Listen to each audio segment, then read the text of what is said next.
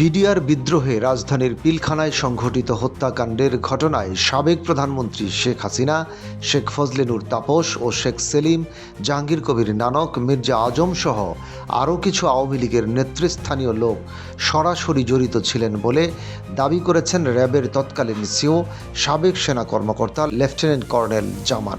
এ ঘটনার পেছনে ভারতের হাত ছিল বলেও অভিযোগ করা হয়। বিডিআর হত্যাকাণ্ডের ভয়াবহ বর্ণনা দিতে গিয়ে র্যাবের তৎকালীন সিও সাবেক সেনা কর্মকর্তা লেফটেন্যান্ট কর্নেল জামান বলেন, বিডিআর হত্যাকাণ্ডের সময় ঘটনা শুনতে পেয়েই বিডিআর ৪ নম্বর গেটের সামনে গিয়ে উপস্থিত হই। গেটের বাহিরে থেকে একের পর এক গুলির শব্দ শুনতে পাই, কিন্তু উপর মহল থেকে একের পর এক ফোন আসতে থাকে এবং ফোনে বলে আমি যেন ভেতরে না ঢুকি। দ্রুত আমি ধানমন্ডি ক্যাম্পে চলে আসি, ধানমন্ডি ফিজিক্যাল ট্রেনিং ক্যাম্পে। সেখান থেকে আমি 7টা AK-47 ড্র করি, প্রায় 2000 রাউন্ড নিই। আমার সাথে আরও 7 জনকে সঙ্গে নিয়ে নিই। আমি 10টার ভিতরে পৌঁছে যাই 4 নম্বর গেটের কাছে, এখানে জাপান ফ্রেন্ডশিপ ঠিক হসপিটালের উল্টা দিকে আমি যে ওখানে অবস্থান নিই। তখনও গেটে কিন্তু 2 থেকে 3 জন সৈনিক পাহারা দিচ্ছিল, 1-2টা গুলি আসছিল। এর ভিতরে আমি এডিজি কর্নেল রেজানুরকে জানালাম, ডিজি হাসান মাহমুদকে জানালাম। আপনি জানেন এই হাসান মাহমুদ পরবর্তী যে পুলিশের সে আইজিপি হয় এবং স্পেনের রাষ্ট্রদূত হয়, এবং কর্নেল রেজাকে কিন্তু তারা পরে আপনার মেজর জেনারেল বানায়। MS ছিল, সে জিওসি ছিল। যে এরা কী করলো, আমাকে ফোন করে একটার পর একটা ফোন শুরু করলো যে জামান তুমি ভিতরে ঢুকবে না। তা আমি জিজ্ঞাসা করলাম, স্যার আমরা এখানে অফিসারদের তো মেরে ফেলতেছে, আমাদের কাছে আসতে গুলি শুরু হয়েছে। পরে যে না তুমি ভিতরে ঢুকবে না, আমরা প্রধানমন্ত্রীর সাথে বসেছি যমুনা ভবনে, উনি বলছে কেউ গোলাগুলি করবে না, উনি এটা শান্তিপূর্ণভাবে সমাধান করবেন। তিনি আরও বলেন, আমি তখন বললাম স্যার ভেতরে তো সব বিডিআরদের মেরে ফেলা হচ্ছে। তখন আমাকে বলা হলো যে কেউ ভেতরে ঢুকবে না, আমরা প্রধানমন্ত্রীর সাথে গণভবনে মিটিংয়ে বসব। প্রধানমন্ত্রী বলেছেন তিনি শান্তিপূর্ণভাবে এই সমস্যা সমাধান করবেন। তিনি আরও বলেন, বিডিআর হত্যাকাণ্ড ছিল একটি পরিকল্পিত হত্যাকাণ্ড, যেটি শেখ হাসিনা নিজে পরিকল্পনা করে হত্যাকাণ্ডটি ঘটিয়েছিলেন। শেখ হাসিনা সরাসরি এই হত্যাকাণ্ডের সাথে জড়িত ছিলেন।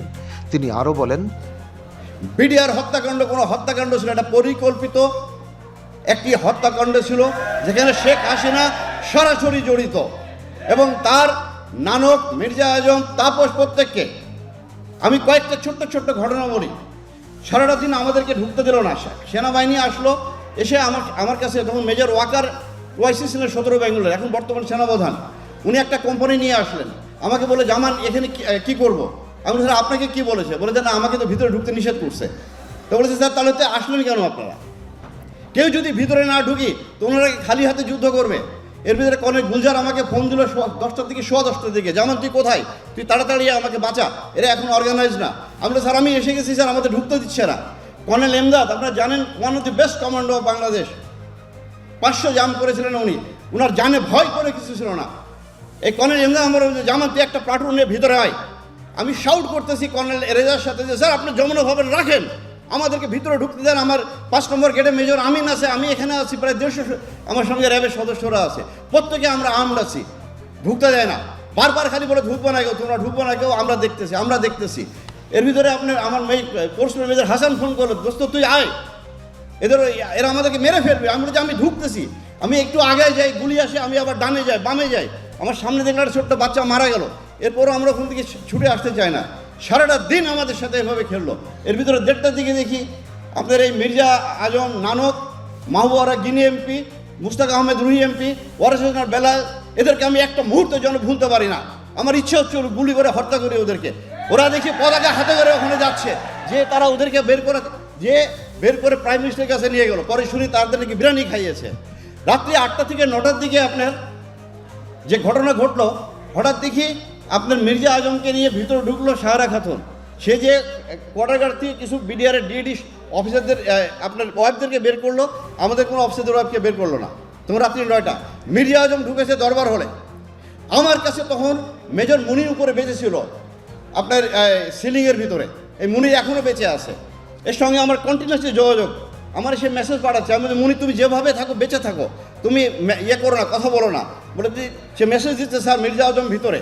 মির্জা আজম ভিতরে ঢুকে উল্লাস করছিল, যে বলেছে সে কর্নেল গুলজারের লাশ খুঁজছিল, গুলজারকে মারা হয়েছে কিনা সে দেখতেছে, যে দেখে খুশি হয়েছে সে। কারণ এই কর্নেল গুলজার আমরা প্রায় 200-র ঊর্ধ্বে জেএমবিকে গ্রেপ্তার করি। আমি সেই 2005, 6, 7, 8 সালে র্যাবের সিও ছিলাম। আমরা ওই শাহেক আব্দুর রহমান কর্নেল গুলজার গ্রেপ্তার করে, পরে সে ওখান থেকে বের হয়ে আসে। আমি যখন রাত্রি প্রায় 10টার দিকে যখন দ্বিতীয় দিন 26 তারিখে ভিতরে ঢোকার চেষ্টা করতেছিলাম, ঢুকতে দেয় না। এরপরে আমি নিরস্ত্র অবস্থায় আমি মেজর রাজন এবং একে আপনার মেজর ফয়সালকে তারপর জোর করে ভিতরে ঢুকে আমি যখন প্রথমে আমি চলে যাই, তখন রাত্রি বাজে 9টা, 26 তারিখ ডিজির বাসায় যেয়ে ঢুকে দেখি রক্তাক্ত সব জায়গা, পিন ড্রপ সাইলেন্স। তো আমি ভিতরে দোতলায় ঢুকে যখন ডিজির বেডরুমে ঢুকতে যাওয়াম, আমার পায়ের সঙ্গে একটা লাশ লাগলো। আমি ধরে নিয়েছিলাম হয়তো ডিজির ওয়াইফ কেউ হবে, পরে দেখি এটা কর্নেল দেলোয়ার। তো এই যে আপনার পুরো জিনিসটা, পরের দিন যখন আমি ইন্টারোগেশন শুরু করলাম, এই 2-3 দিন পরে ইন্টারোগেশনে যে আমি সুবেদার তোরাব আলীকে ধরলাম। এই সুবেদার মেজর তোরাব আলী কে ছিল? লেদার লিটনের ভাইস শীর্ষ সন্ত্রাসী, আওয়ামী লীগের হাজারীবাগের নেতা। তোরাব আলীর মোবাইলে আমি প্রায় 42টা কল পেয়েছি, যেখানে সে ইন্ডিয়ার সাথে যোগাযোগ করতেছে। এই কলগুলো আমাদেরকে বের করতে দিল না। আমি কাজলকে ধরলাম, কাজলের মোবাইল কম্পিউটারে আমি পেয়েছি পুরো নকশা কিলিংয়ের। এই কাজল, তোরাব আলী, আমি সিপাই হাবিবকে ধরে যখন ইন্টারভিউ করি, তার পকেটে আমি পেলাম তাপসের ভিজিটিং কার্ড। আমি তাকে জিজ্ঞাসা করলাম তাপস কি করতে আসতো, বলে স্যার উনি মাঝে মাঝে আমাদের ক্যান্টিনে আসতো। একজন এমপি কীভাবে ক্যান্টিনে আসে, কার অনুমতি আসতো? পুরাটা প্ল্যান গেম ছিল, তারা এই কিলিংটা করলো। কিন্তু আমাকে 11 দিনের মাথায় ইন্টারোগেশন বন্ধ করে আমাকে পোস্টিং করে দিয়ে ডিজিএফআই এমআই থেকে বলা হলো তুমি যদি পরবর্তীতে কথা বল তোমাকে অ্যারেস্ট করা হবে। পরে 12 সালে আমাকে আপনার অবসরের জন্য চিঠি ধরিয়ে দিলে তুমি বাড়ি চলে যেতে পারো। এই পুরো কিলিংটা আপনি একটা পুরো অর্কেস্ট্রেট কিলিং। এই কিলিংয়ের সাথে শুধু এরা না, আমাদের প্রতিবেশীও জড়িত আছে। আমি বিশ্বাস করি বর্তমান বিডিআর কমিশন এরা উদ্ধার করবে, না করলে আমাদেরকে করতে হবে ভবিষ্যতে, যদি আমাদেরকে রাষ্ট্র ক্ষমতায় যদি এই দেশে জনগণ নিয়ে আসে।